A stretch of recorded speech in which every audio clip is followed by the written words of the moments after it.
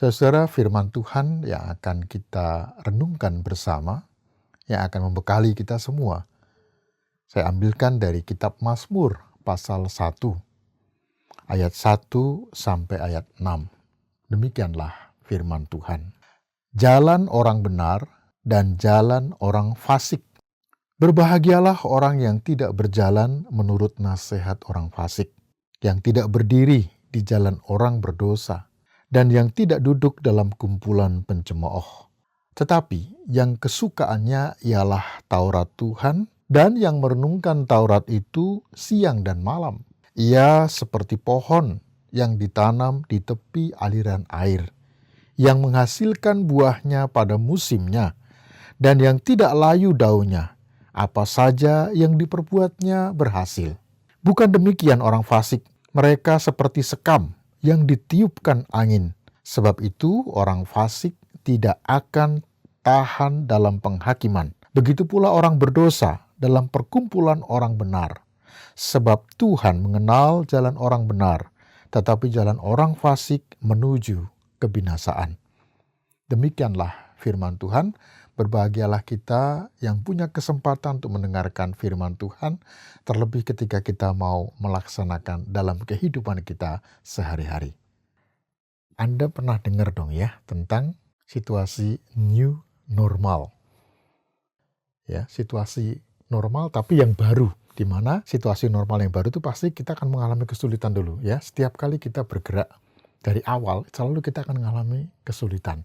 Sama seperti anak-anak kecil ya, waktu kecil kalau lihat adik-adik itu ya, dari mulai kecil waktu belajar berjalan ya, itu kan mulainya juga susah. Pelan-pelan, tahap demi tahap, tapi lama-kelamaan terus dia belajar, jatuh bangun lagi, setelah mengalami banyak kesulitan akhirnya dia menjadi normal, bisa berjalan, bergerak, berbicara dan lain sebagainya. Dulu mengalami kesulitan untuk online, tapi lama-kelamaan terbiasa dengan semua itu. Tapi jangan lengah. Ini yang penting ya, hati-hati ya. Kan kita selalu dalam situasi new normal ini ya, menjaga kebersihan, mencuci tangan selalu ya. Ketika kita keluar, hati-hati pakai masker dan lain sebagainya. Kenapa? Ini yang menjadi masalah. Seringkali kita lengah, dan kalau lengah itu sangat berbahaya. Ada satu kisah mengenai angin barat dan angin timur. Satu ketika mereka ketemu dan ngobrol. Angin barat, lihat. Tanya angin timur. Itu ada kera di atas pohon itu. Mari kita bertanding. Siapa yang bisa menjatuhkan dia? Itu yang akan menjadi pemenang. Oke? Angin barat pun mengatakan, oke, kita akan bertanding untuk itu. Silakan kamu mulai dulu. Dan kemudian angin timur, dengan satu kekuatan yang sangat luar biasa. Dia meniupkan anginnya begitu luar biasa. Dan ketika kera itu ada merasakan datangnya angin yang sangat kencang, ia memegang pohon itu dengan sangat erat supaya dia nggak jatuh. Semakin kencang dia megangnya juga semakin erat. Akhirnya angin timur mengalami kelelahan dan dia berhenti. Angin barat, sekarang silahkan kamu yang melakukannya. Angin barat pun tersenyum. Dia tidak meniupkan angin yang kencang. Dia meniupkan angin yang lemah lembut. Yang menyebabkan lalu, karena saking lemah lembutnya, menyebabkan lalu kera itu menjadi ngantuk. Dan ketika dia ngantuk, pada saat itulah langsung angin barat meniupkan angin yang kencang dan kera itu jatuh. Anda lihat, kera itu menjadi lengah. Ketika diserang oleh angin yang kencang, dia bisa pegangan. Tapi ketika justru ada kelemah lembutan, ada sesuatu yang membuat dia ngantuk, membuat dia lengah, itulah kehancuran dari kehidupannya.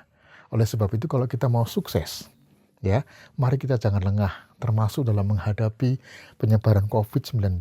Kalau disuruh untuk tinggal di rumah, kita tinggal di rumah. Kita menyesuaikan diri untuk terus tinggal di rumah supaya tetap sehat. Jangan sampai lengah. Pengennya gini, pengennya pasti. Semua orang kepingin. Tapi jangan sampai lengah. Mari kita jaga hidup kita untuk sampai kepada situasi yang normal. Lama-kelamaan kita akan menjadi terbiasa dengan semua itu. Kita kembali kepada bacaan kita dalam Mazmur 1 tadi. Sangat menarik sekali karena Mazmur 1 ini adalah satu pedoman bagaimana seseorang itu bisa sukses dalam hidupnya. Bukankah ini yang menjadi cita-cita kita sebenarnya, harapan kita? Bagaimana saya bisa hidup sukses? Nah, Mazmur 1 ini sangat menarik sekali untuk kita jadikan sebagai pegangan. Ada 3 kata kerja, ya, dikatakan orang yang berbahagia. Kenapa sih kok ada kata-kata berbahagia? Karena sangat menarik bahwa sebenarnya kondisi dari umat Israel ketika Mazmur 1 ini ditulis, kondisi mereka itu juga mengalami situasi new normal. Yang tadinya mereka ada di dalam pembuangan, di dalam penjajahan atau ya di dalam tekanan penjajahan kerajaan Babilonia, lalu Tuhan menyertai mereka dan membebaskan mereka. Orang mengatakan post exilik, ya. Jadi dilepaskan dari masa pembuangan. Jadi mereka bersuka cita. Nah, kata bahagia yang dalam bahasa Inggrisnya bless, ya. Jadi blessing, kegembiraan, Tuhan yang memberkati, Tuhan yang menyertai mereka. Ini kata-kata ini muncul karena ada situasi yang berubah. New normal, situasi di mana mereka mengalami kebebasan dalam kehidupannya. Dan ada nasihat yang harus mereka pegang terus dalam kehidupan ini, yaitu ada 3 kata kerja yang gampang kita ingat. Yang pertama, berbahagialah orang yang tidak berjalan menurut nasihat orang fasik. Apa artinya? Apa iya kita nggak bisa dipengaruhi oleh mereka? Saudara, berjalan menurut nasihat orang fasik artinya Anda lihat dong, banyak informasi, banyak hal yang hoax, banyak hal yang menipu, banyak hal yang tidak benar, yang bahkan menyesatkan. Nah, itu yang pertama, kita mesti hati-hati. Jangan berjalan atau bergerak, jangan mengarahkan kehidupan kita seperti nasihat orang fasik, yang mengarahkan kita justru untuk berpikir negatif, berpikir yang nggak baik. Dan yang kedua, berbahagialah orang yang tidak berdiri. Coba kita lihat ya, yang tadi berjalan kan bergerak. Sekarang berdiri, dia berhenti. Yang tidak berdiri di jalan orang berdosa. Artinya apa? Dia tidak menikmati. Biasanya kan gitu. Kalau ada dalam kumpulan orang-orang yang berdosa, ya, yang orang-orang yang melakukan bullying, ya saya ada di situ, saya ikut juga melakukan hal itu. Malah menikmatinya. Ya, berdiri, menikmati, berhenti di situ. Dan yang ketiga, kata kerja yang ketiga, berbahagialah orang yang tidak duduk dalam kumpulan pencemooh. Kita lihat ya, berjalan, berdiri, dan kemudian duduk. Artinya apa? Kongko-kongko, ada bersama-sama dengan orang-orang yang pencemooh, yang sukanya ngeritik-ngeritik orang, ya, mengecam orang, menjelek-jelekkan orang, berpikir negatif ya terhadap orang, ya. Nah, kita ada di sekitar itu. Yang menjadi pertanyaan adalah, mungkinkah kita menghindari kumpulan yang seperti ini, kumpulan orang fasik ini? Kalau mungkin, ya puji Tuhan. Tapi yang terjadi dalam kenyataannya, in fact, nggak mungkin. Apa iya? Mungkin malah jadi sombong. Ketika saya ada orang kumpulan pencemooh, saya tinggalkan mereka, ini kan pencemooh. Ya, ini kan orang fasik, ini kan. Akhirnya kita menjadi sombong. Kita memperbandingkan, oh saya adalah orang-orang yang suka baca Alkitab, orang-orang yang selalu merenungkan firman Tuhan setiap hari. Mereka ini siapa? Nggak pernah baca Alkitab, nggak pernah ke gereja, nggak pernah ibadah. Hati-hati, ketika kita mulai memperbandingkan yang seperti ini adalah satu kesombongan. Self-righteousness, ya, kebenaran pribadi, kebenaran sendiri, membenarkan dirinya dia sendiri. Dan ini sangat berbahaya karena ini kesombongan. Kesombongan nggak ada keterkaitannya dengan kasih Tuhan. Kesombongan, ya, itu berlawanan dengan rendah hati. Tuhan pengen kita selalu rendah hati, nggak sombong. Oleh karena itu, seperti Tuhan Yesus kan, Tuhan Yesus juga tidak meninggalkan kumpulan orang-orang pencemooh.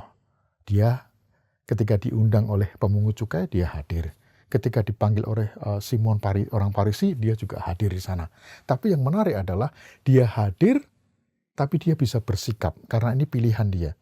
Dia hadir di sana, tapi dia tidak mau dipengaruhi. Nah, ini yang menarik ini. Kita tetap hadir kalau bisa kita mempengaruhi hal yang baik. Tapi jangan sampai dipengaruhi oleh mereka. Apakah ini mungkin? Ya, apakah ini mungkin terjadi? Saudara, inilah letak keberhasilan kita. Keberhasilan atau kita gagal. Karena rupanya nggak ada kompromi. Ya, di dalam Mazmur 1 diceritakan tentang orang benar dan orang fasik. Nggak ada orang tengah-tengah. Yang ada orang itu benar atau orang itu fasik. Ya, kalau orang itu benar, maka dia akan berhasil dalam kehidupannya. Kalau dia fasik, maka dia akan gagal dalam kehidupannya. Apakah benar seperti itu? Kita lihat, menarik sekali. Apanya sih? Ya, kita nggak bisa mengatakan bahwa, oh iya, saya pasti akan diberkati oleh Tuhan karena saya sudah banyak melakukan aksi sosial, saya sudah banyak beribadah, itu nggak menjamin, saudara. Ya, tapi yang menarik sekali dikatakan seperti pohon yang ditanam di tepi aliran air. Ia selalu akan berbuah pada musimnya, dan apapun yang dikerjakannya pasti berhasil. Coba kita lihat, menarik sekali. Nanti kita lihat ke atas sedikit lagi. Seperti pohon yang ditanam di tepi aliran air. Dia akan berbuah pada musimnya, seperti otomatisasi. Ya, tidak mungkin pohon ini mengatakan menuntut. Dia berdiri sendiri lalu dia menuntut. Karena aku sudah tumbuh, maka sekarang aku menuntut ada air. Enggak. Tapi menarik sekali dalam gambaran ini dikatakan Mazmur 1, ya, bahwa pohon ini ada dekat dengan sumber kehidupan itu. Tanpa melakukan apapun juga, karena kedekatan dia dengan sumber kehidupan itu, dia berhasil dalam kehidupannya. Dia berbuah-buah. Ya, jadi dia gak nuntut apa-apa. Dia gak mengatakan, Tuhan, karena aku sudah melakukan aksi sosial, karena aku sudah beribadah, karena aku sudah selalu berdoa kepada Tuhan, maka aku sekarang punya hak untuk menuntut Tuhan supaya Tuhan memberkati aku. Bless me. No, gak bisa seperti itu. Tapi ketika kita dekat dengan sumber kehidupan itu, hanya dekat, nempel pada sumber kehidupan itu, maka kehidupan Anda pasti akan diberkati. Maka kehidupan Anda akan terus berbuah-buah. Mungkin cuma merambat pelan, tapi yang penting terus berbuah. Bukan seolah berbuah terus, enggak. Ya, tapi dia merambat pelan dan terus berbuah sampai seperti sekarang ini. Kita mungkin cuma bisa merambat, ya, karena apa? Situasi yang sulit, karena penyebaran COVID-19 ini. Tapi percayalah, dengan terus bergerak, dengan terus berjalan, dengan terus melakukan sesuatu, maka Anda akan terus berbuah dalam kehidupan ini. Dan yang menarik lagi, saya akan lihat ya, di dalam Mazmur pasal 1, pada ayat yang keempat, bukan demikian orang fasik. Mereka seperti sekam yang ditiupkan angin. Ada yang tahu sekam nggak kira-kira? Menampi beras itu ya, atau padi kali gitu ya.